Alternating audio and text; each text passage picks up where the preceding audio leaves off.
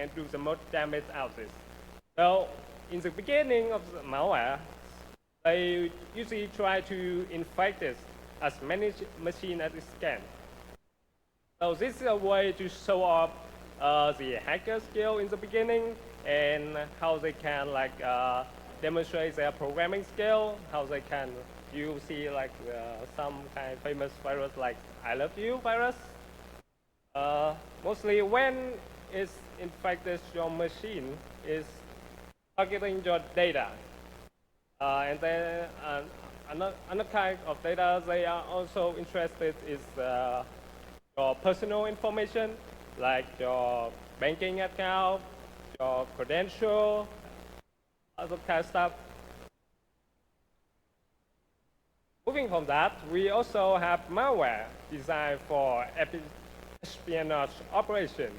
Nowadays, we see some malware, some state backing group, threat actors, the malware, they will develop malware to targeting their enemy of the state, and also they were spying on each other activity.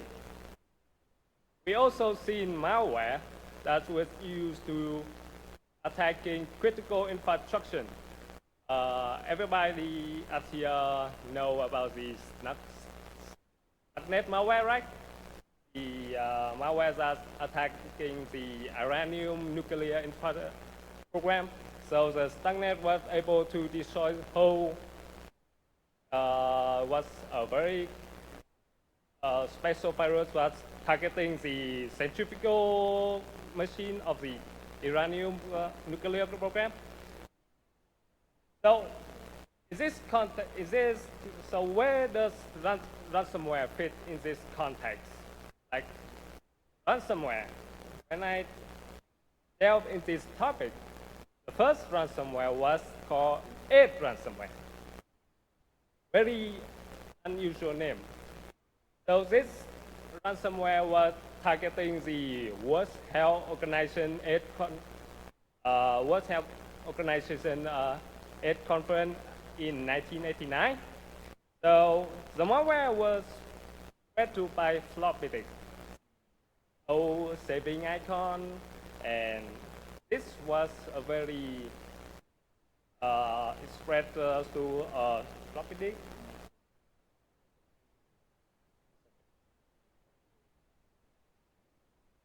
So it was written by a guy named Pop, and Pop created like 1,000 copies of the PC Cyber Corporation floppy disk, which was sent to the World Health Organization attendee. And when the victim tried to open the try to open the floppy disk, they were getting like some survey about the HIV. So the malware were not actively when the floppy disk was inserted into your computer, but when you reboot, the malware, the ransomware began its behavior. It started to attacking your data using symmetric algorithm. So using symmetric algorithm, it was not very effective to destroy your data. So anyone with capability to do reverse engineering can easily reverse the process or how the malware was encrypt your data. And another thing about how the ransomware is that how Pop gather money from the victim is that he orders the victim to send the money to a bank account in Panama. So this was not a very effective ransomware, right?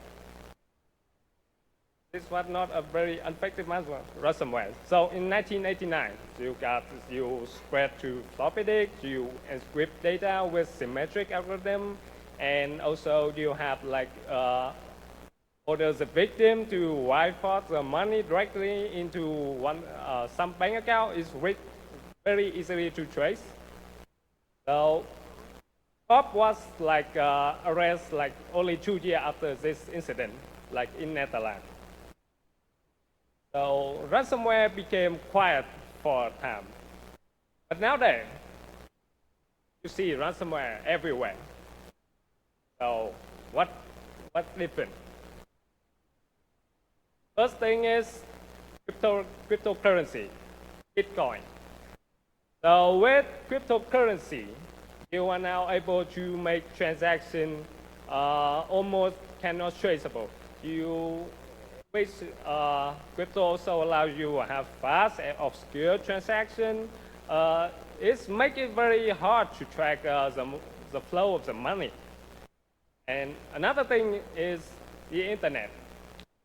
Nowadays we got like Facebook, email, messaging app, IRC, Twitter, X, etc. So you can sit somewhere as, from like in Asia and attacking somebody in US or Europe and so on. So internet make everything connect. So which is allow malware to spread very easily. And another thing is the development of cryptography. So today we have public cryptography, allow us almost impossible to recover your data when encrypted. So nowadays you can like go on Google and search for ransomware attack, and you can see like the amount of ransomware attack has been significantly increased every year. So in the first half of this year in 2024, in Vietnam alone, I experienced like the amount of ransomware attack was like never before. So the number of ransomware attack in the first half of this year was like almost the number equals the number amount of the 2023 and 2022. So why is right? So because ransomware is very ransomware, like I touched on all the conditions I listed before, this makes ransomware very lucrative. So a single ransomware attack can like give the attacker about like easy 10 grand, 100 grand. Easy stuff. You see WannaCry and see Lockbit. So from there, the ransomware attacker has developed a new kind of service called ransomware as a service. So with now the attacker, so the ransomware developer, now they are sit back. They're not doing the attacking anymore. They let they go out and selling their ransomware, their infrastructure, provide with their affiliate. So they working with the affiliate to like spread more and to maximize the damage more.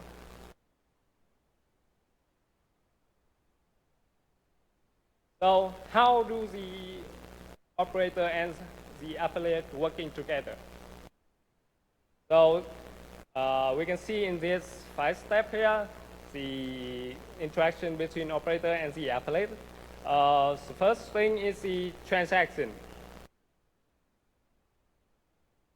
So in the transaction, the operator and the affiliate agree upon before themselves how would they pay the money. So they can pay on monthly payment. According to the source from IBM and Servo, affiliate can subscribe monthly with the price ranging from $40. So they can pay according to each extortion. So typically the affiliate and the operator share the profit like 20-80. in each attack, successful attack, or the affiliate can pay one time. So all the payments they pay before and what they get after that is all they are having. They don't require to go into the operator infrastructure. They will only need the ransomware to attacking their victim. So you can see this kind of transaction in a lot of forums. So here we can see Lockbit, the Lockbit ransomware agreeing with the 80-20 profit sharing payment to the crypto that, and they promise to do it very fast to crypto. No need to like a very complicated register model of anything.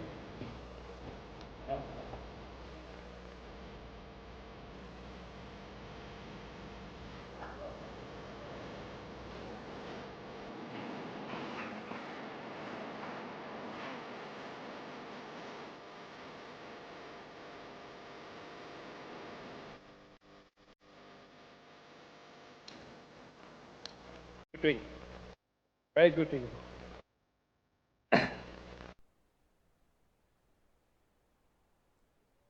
Oh, let's continue. After they pay for, after they agree for the transaction, what do they get? The affiliate. Now, the affiliate can have access to the ransomware builder and also the ransomware infrastructure to negotiate with the victim. Usually, the builder, which comprise of two parts. The first is an encryptor to drop to your victim, to spread to your victim machine in infrastructure.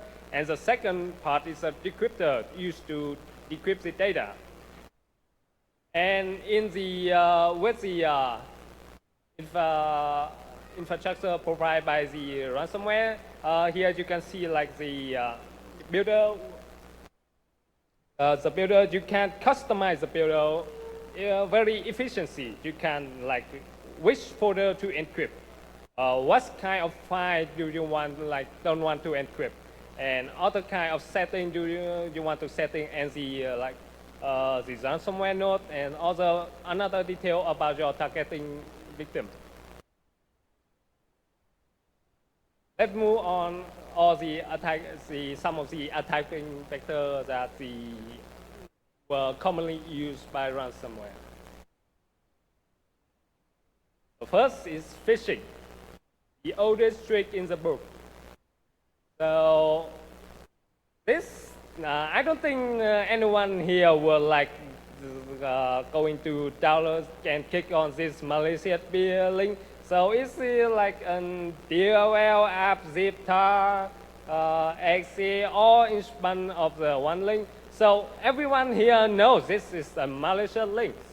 But not everyone is a computer expert, right? In companies, there's a lot of departments like the HR department, the marketing team, and the financial team. So usually this like the most targeting part of one company. So you can like send a phishing email like my resume to the HR department with I send an attachment like a PDF, but it's embedded like embedded inside an archive. So usually not everyone, usually everyone will instantly open that malicious attachment without thinking ahead. So I want to share with you a case in Vietnam. This was a streamer who was caught phishing on his live stream. Does anybody here know about Wukong? Have you ever have anyone has played Wukong before? Very excited game, right? I see this guy like. So the attacker pretend to be the developer of the Black Myth Wukong game. So one day they send an email to this streamer and they ask to collaborate with the streamer to promote the game. And without a second thought, the streamer likes, okay, I will join. I will join this and I would download all kind of programs you send to me. So when the streamer like get this invitation, he was very excited. He was go live stream and like, oh, today I will live stream about the review play of the Wukong game. So when he received the program, the presumable pre-alpha test program, so he running it and doesn't do nothing show up, and he was like, what's wrong? So he like asked the attacker, can you send me another file? So and the attacker sent him another malware. So and he was very, very supportive. He also connect to his machine and install the malware like they're nothing. So all the thing was caught on live stream.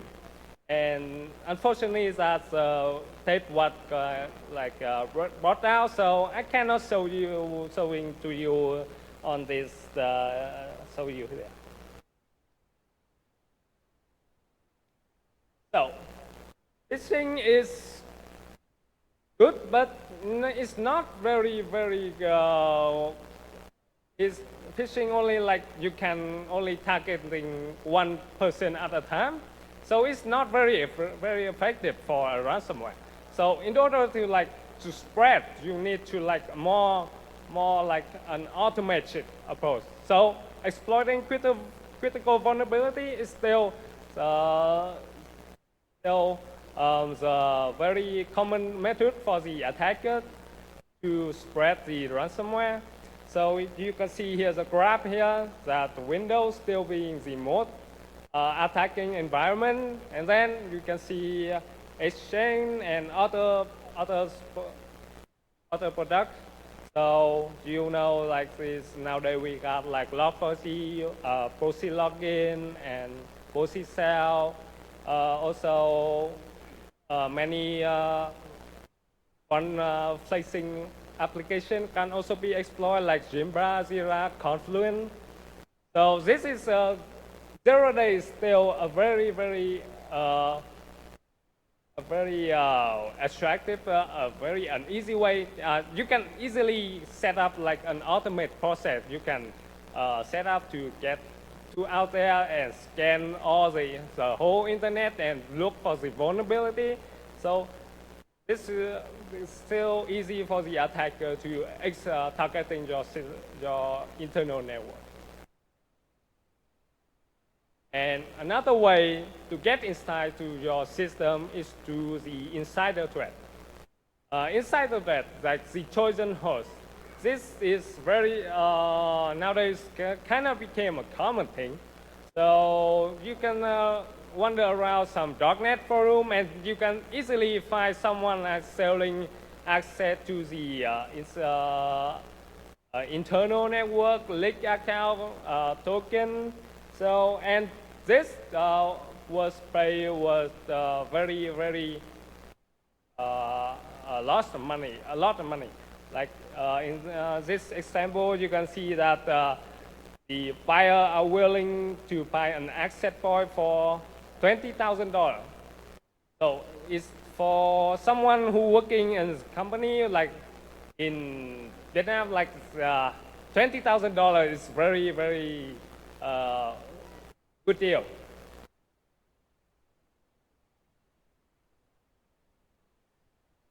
So after they get access to the network, what is the next step? After infiltrate your network, they would try to like infect it at as many machines in your network as possible. So they were targeting like critical server with like sensitive database.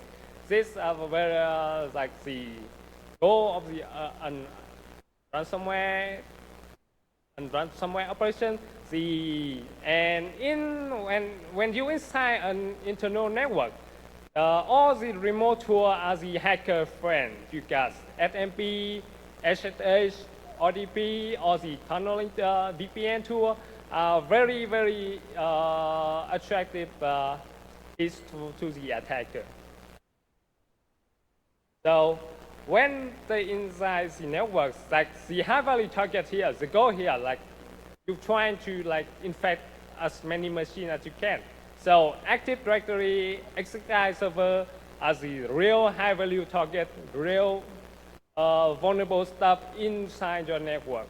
Because once they can get access to this server, almost it's done. Like they can access all the sensitive information and all the your service, like your virtualizing service, or in like the XXI server.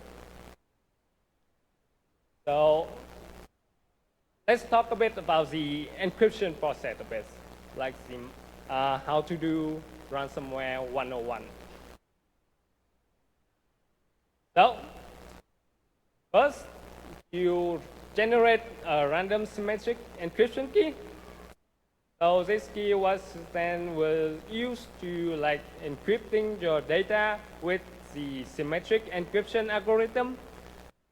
So after that, you encrypt the symmetric encryption key with the hardcode public key. You can use like that nowadays, like RSA or electric also if we're good. And after that, you store the encryption key in the encrypted file. So the whole process only takes 4 steps. But sometimes the attacker make mistake. Sometimes they make a flaw in this process. Can you guess like where do they like mostly to get a mistake in this process, whole process? So during my time working at Viettel, and I encountered some of the ransomware incidents, I usually find out that mostly I cannot recover any data, of course, but sometimes I got lucky. I got lucky because they made mistake in the first step. So generate random symmetric encryption key. So usually this is the most easily to get mistake. So how do you generate the key? Using the API provided by Windows, like generate random byte, or in the Linux. In Linux, you receive from the random file device. But sometimes I get lucky and I found some situation like this. They're using run from the libc to create to generate the encryption key. So this is from the first ransomware sample I met when I was working on Viettel. So this is the first sample I encountered. And when I encountered this sample, I was texting the guy from the incident report team. And I asked them, "Do you send me the wrong sample file or something?"